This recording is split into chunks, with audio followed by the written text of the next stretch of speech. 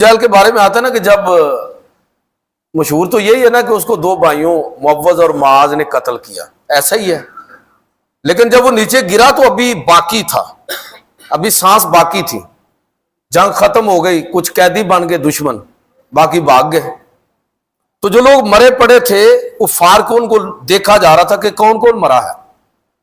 حضرت عبداللہ ابن مسعود یہ کمزور تھے جسمانی طور پر، اور مکی دور میں ابو جہل ان کو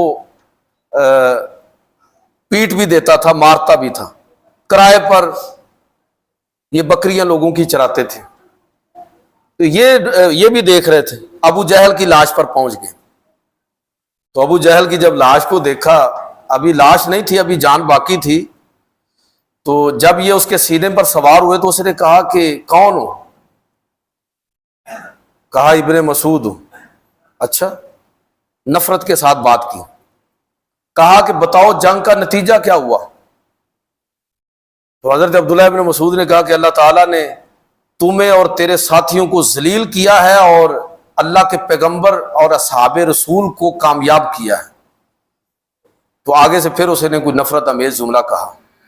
آپ اس کی گردن کاٹنے لگے تو کہنے لگا کہ ٹھہرو، میری گردن ذرا نیچے سے کر کے کاٹنا، تاکہ جب کٹے ہوئے سروں کے اندر میرا سر رکھا ہو، گردن لمبی ہو، تاکہ لوگوں کو پتہ چل جائے کہ سردار کی گردن ہے۔ اس درجے تکبر، اس درجے غرور، اگر یہ غرور اور تکبر جاہلیت کے دور میں قابل تنقید تھا، تو اگر یہ غرور اور تکبر کا رویہ میرے اور آپ کے اندر بھی آ گیا، میں آپ کو یقین دلاتا ہوں کہ اسی دور میں ہم آج بھی رہ رہے ہیں۔ اگر یہ رویہ ہمارا آج بھی ہے تو آج بھی ہم اسی دور میں رہ رہے ہیں۔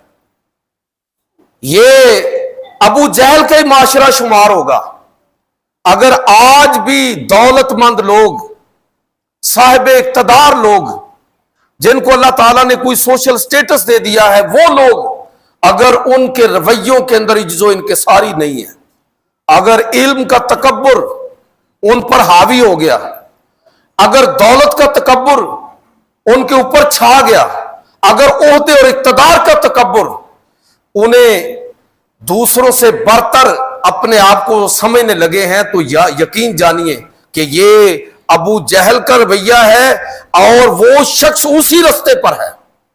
جب وہ اسی رستے پر ہے تو اس کا انجام ابو جہل جیسا کیوں نہیں ہوگا؟